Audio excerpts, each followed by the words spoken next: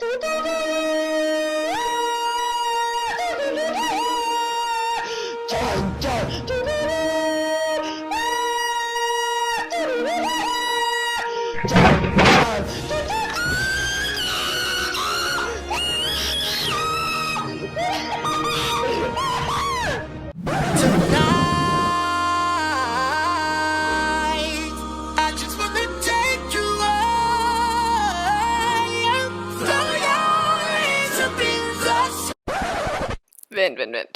Hvad?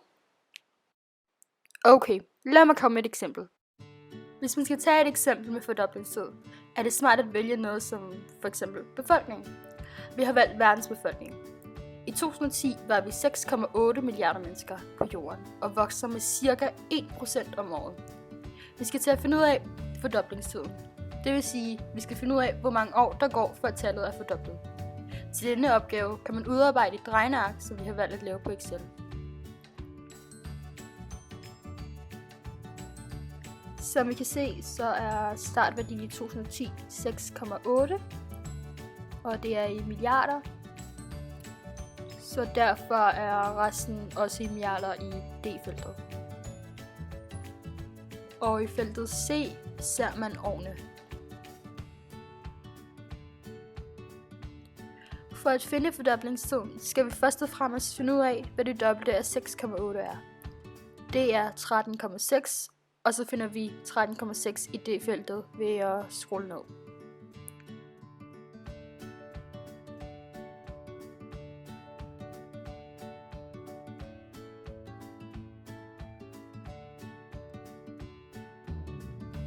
Og det vil så betyde, at der vil gå 70 år, før tallet er fordoblet. Det var så en måde at gøre det på. Man kan også lave en graf, som vi gerne vil vise jer nu. Her har vi opgaven på en graf. Det er den samme opgave som før. På y-aksen har vi befolkningen, og på x-aksen har vi årene, der går. Når vi går fra 0 til ca. 70, på x-aksen bliver y-værdien også fordoblet. Altså fra 6,8 til 13,6. Når vi går fra 70 til 140, bliver den igen fordoblet. Og det går så fra 13,6 til 27,2. Det vil sige, at hver gang y-aksen bliver fordoblet, vil der være gået 70 år på x-aksen. Og nu til halveringstid.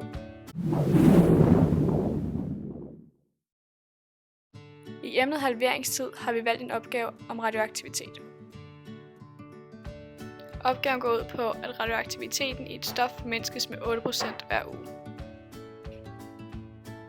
Og her har vi så vores regneark, og i felt A har vi antal uger, og i felt B har vi den radioaktiviteten i stoffet.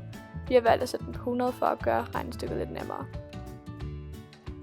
Okay, og den handler egentlig mest om eksponentiel vækst, og det er ikke det, vi har om. Det er en anden gruppe, der har dem, så det vil vi ikke gå alt for meget i dybden med. Halveringstiden her er så mellem 8 og 9 uger, da halvdelen af 100 er 50, og det er der radioaktiviteten ligger.